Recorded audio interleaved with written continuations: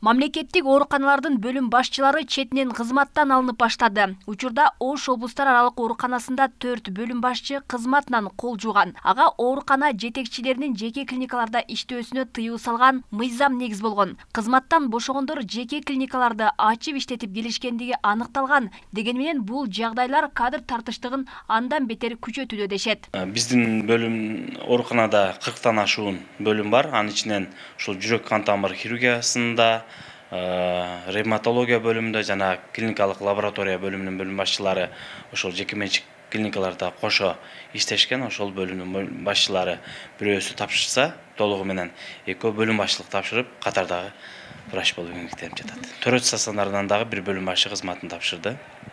Жеке менчик клиникага өтүп кетти ал дагы. Ошондо биздин оорукана боюнча 4 бөлүм башчы болуп атат.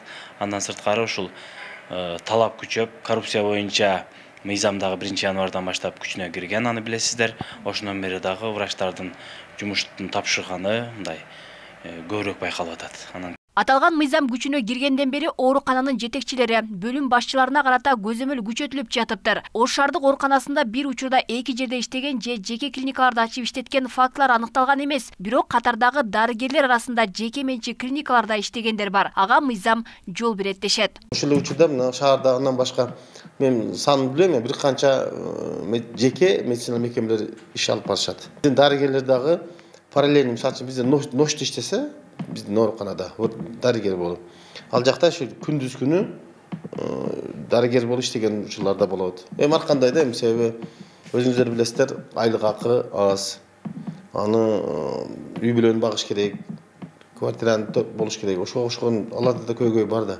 Чечиш үчүн ар кандай үч жерде иштегенге алар да мажбур болушат. Ал эми кызматын тапшырган бөлүм башчылардын айрымдары жеке клиниканы тандаса, басымдуусу мамлекеттик ооруканада катардагы дарыгер болуп эмгектенүүдө. Бул жагдай кайра эле кызыкчылыктар кагылышына жол берип жатканын жөө келтиришет. Мындан улам дарыгер Талант Калыков катардагы дарыгерлердин 2-3 жерде иштөөсүнө тыюу салган талап болушу керек деп эсептейт. 1,5 ставкада, 1,25 ставкада, 1 ставкада основной бул жерде дарыгерлерибиз ал жерде иштешке болбойт. Потому что үлгүрбөйт, эс албайт. Ошон үчүн бул не только мыйзам, бул моралдык жактан дагы ого укук берилбейт. Мисалы үчүн керки бөлүм башчыларда, керки биздин катардагы дарыгерлерде жеке менчик клиникаларда иштешет эле жана иштетишет эле өздөрү дагы.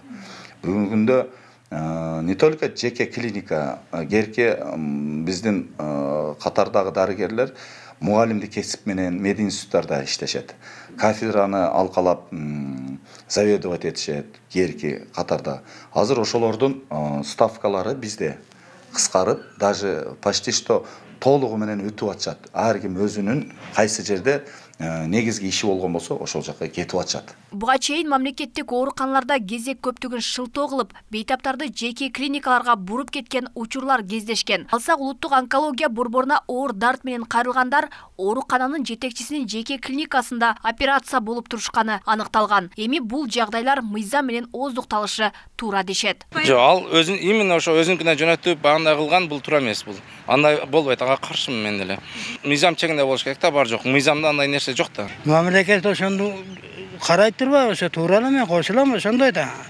Ана мынандай биякта дагы иштеп өзүнүн жеке клиникасына айтаса, Алланын баары акча да, мен не дейин. Акча үчүн ошондой кылат да.